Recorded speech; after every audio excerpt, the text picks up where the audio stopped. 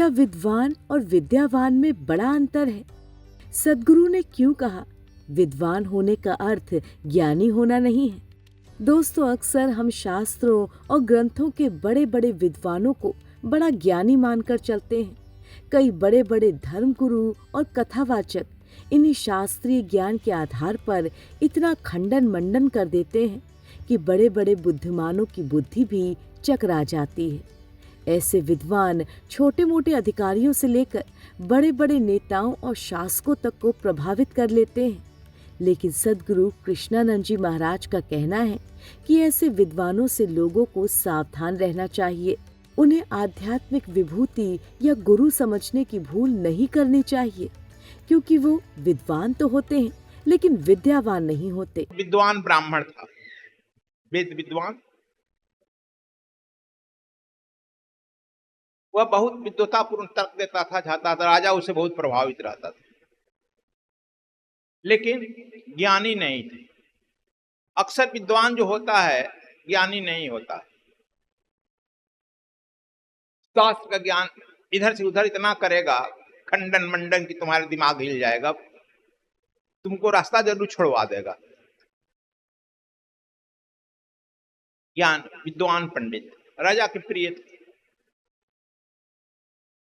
एक दिन पूर्णिमा को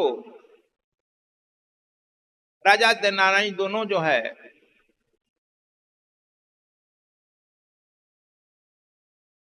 सरजू में स्नान करके आ रहे थे। राजा का जो गुरु था विद्वान नहीं थे। कबीर साहब विद्वान थे, नानक विद्वान थे, रामकृष्ण परमहंस विद्वान थे। जो ठीक ठीक गुरु होता है वो विद्वान नहीं होता, विद्यावान होता है। हनुमान जी विद्यावान है ना, रावण विद्वान। दोनों में अंतर तुलसीदास दिखा दिया, विद्यावान विद्वान।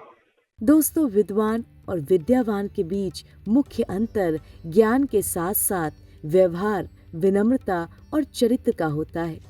जिस व्यक्ति के पास बहुत अधिक ज्ञान, शिक्षा या शास्त्रों की जानकारी होती है उसे विद्वान कहा जाता है। वो अपने क्षेत्र के विशेषज्ञ होते हैं, लेकिन जरूरी ये नहीं है कि वे विनम्र भी हों। कई बार विद्वान व्यक्ति अपने ज्ञान के घमंड से भर जाता है, जबकि विद्यावान वो व्यक्ति होता है जो केवल पढ़ा लिखा ही नहीं होता, बल्कि उस ज्ञान को अपने जीवन में उतारकर विनम्र और गुणी बन जाता है। विद्यावान व्यक्ति दूसरों के प्रति प्रेम और सम्मान का भाव रखता है। रावण विद्वान था, जबकि हनुमान जी विद्यावान थे। शास्त्रों और ग्रंथों का ज्ञान बौद्धिक क्षमता, तार्किक समझ या विद्वता का प्रतीक है। इसके विपरीत ज्ञानी वो है जो इन शब्दों से पार जाकर आत्म अनुभव, विवेक और आध्यात्मिक सत्य को प्राप्त कर लेता है।